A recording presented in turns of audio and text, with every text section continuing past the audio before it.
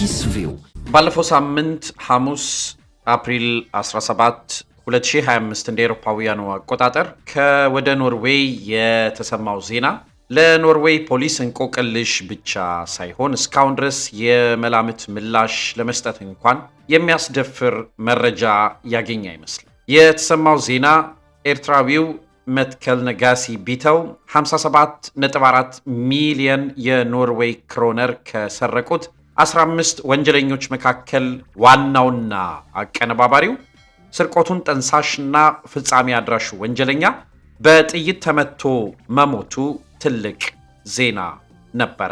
ባለፈው ሐሙስ ምሽት 10 ሰዓት ከ15 ወይም ደግሞ በኢትዮጵያ ሰዓት አቆጣጠር ከምሽቱ 4 ሰዓት ከ15 ላይ ሁለት ጊዜ የጥይት ድምፅ መስማታቸውን ጎረቤቶቹ ለፖሊስ ደውለው እንዳሳወቁት መረጃ ማግኘታቸውን የዚህ የወሬ ምንጭ ኢሮ ዊክሊ ኒውስ አውቄያለሁ ይላል። ከግማሽ ሰዓት በኋላ ፖሊስ በስፍራው ሲደርስ የ46 ዓመት ጎልማሳ መትከል ነጋሲ ቢተው በድንገላን ማግኘቱን ገልጾ ግድያው በደንብ የተቀነባበረና ታልሞ የተዘጋጀ ነው ብሏል።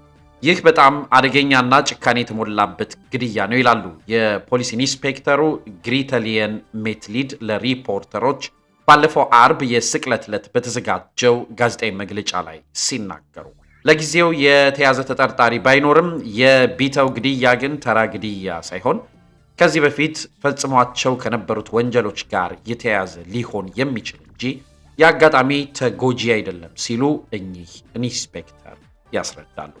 እስኪ መትከል ነጋሲ ቢተው 57.4 ሚሊዮን የኖርዌይ ክሮነር ወይም 4.8 ሚሊዮን ዩሮ እንዴት ሊሰርቅ ቻለ የሚለውን በጥቂቱ እንመልከት።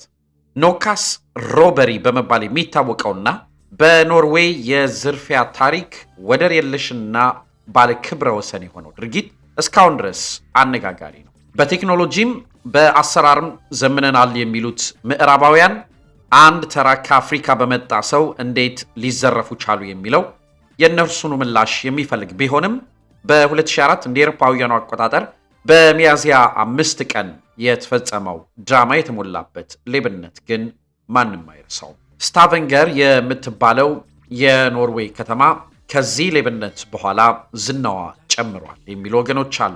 አሁንም ድረስ በኖርዌይ 57.4 ሚሊዮን ክሮነር ወይም 4.8 ሚሊዮን ጥሬ ብር በጠራራ ፀሐይ ተዘርፎ እንደማያውቅ ይነገራል። በዝርፊያው ወቅት አንድ የፖሊስ ባልደረባ በጥይት ተመቶ የሞተ ሲሆን አሁንም ድረስ ግን ሙሉ ለሙሉ ብሩን ማስመለስ እንዳልተቻለ መረጃዎች ያሳያሉ።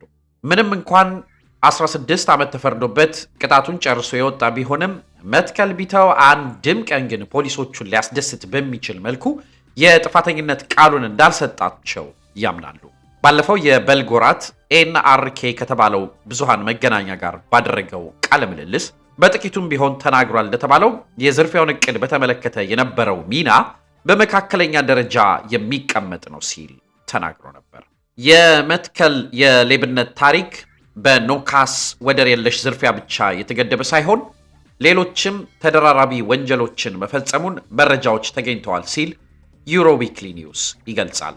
ከተፈረደበት 16 ዓመት ውስጥ 10 ዓመቱን ታስሮ በገደብ ተለቆ የነበረው መትከል ቢተው የኖርዌይ ማረሚያ አገልግሎት ነፃነቱን ሸምቀቆ ትንሽ አጥብቆበት እንደነበርም ይነገራል። በዚህ ድርጊት በመጠኑም ቢሆን በባህሪው ላይ መሻሻል ታይቶበት የነበረ ቢሆንም ከ10 የነፃነት ወራት በኋላ ግን በድጋሚ የተያዘ ሲሆን ምክንያቱ ደግሞ በገደብ ሲለቀቅ ተጥሎበት የነበረውን ቅድመ ሁኔታዎቹን ጥሶ በመገኘቱ ነው። በጣም የሚገርመው በ2018 እንደ አውሮፓውያኑ አቆጣጠር ላይ ሊፈጽመው አይደለም ሊያስበው እንኳን የማይችል ከባድ ወንጀል ፈጽሞ በመገኘቱ 5 ዓመት ተፈርዶበት በቀላሉ ጠጥቷት ወጥቷል። ያስፈረዱበት ወንጀሎች 2 ሲሆኑ 38 ኪሎ ሐሺሽ እና 12 ኪሎ ማሪዋና አስመጥቶ ለመሸጥ እያቀነባበረ በነበረበት ጊዜ እጅ ከፍንጅ የጸጥታ ኃይሎች ይዘውት ነበር። በርካታና ተደራራቢ ወንጀሎችን የፈጸመው መትከል ነጋሲ ቢተው በዝርፊያና በመግደል ወንጀልም ተጠርጥሮ የነበረ ሲሆን በተጠቀሱበት ሁሉም ጥፋቶች ግን ጥፋተኛ አይደለሁም ብሎ ሽንጡን ገትሮ ተከራክሯል ይላል ፖሊስ። በመጨረሻም በሰኔ 2024 እንደ አውሮፓውያኑ አቆጣጠር ከእስር ተለቆ ነበር። 20 ዓመታትን በወህኒ ወይም የእድሜውን እኩሌታ ከጨረሰ በኋላ የነጻነት አየርን መተንፈስም ጀምሮ ነበር። መትከል ቢተው በፈጸመው ተደጋጋሚ የዝርፊያና የስርቆት እንዲሁም አደንዛዥ እጽን የማከፋፈል ወንጀል ተፈርዶበት የነበረ ቢሆንም አንድም ቀን የጸጸት ስሜትን አሳይቶ አያውቅም ይሉታል ስለ እርሱ እናውቃለን የሚሉ ሰዎች። በእርግጥ ስለ እርሱ ምንም ሰምተው የማያውቁ ግን ደግሞ አብረውት ውለው የነበሩ ሲናገሩ የሚኖራቸው ምስል ከዚህ በተቃራኒው ነው።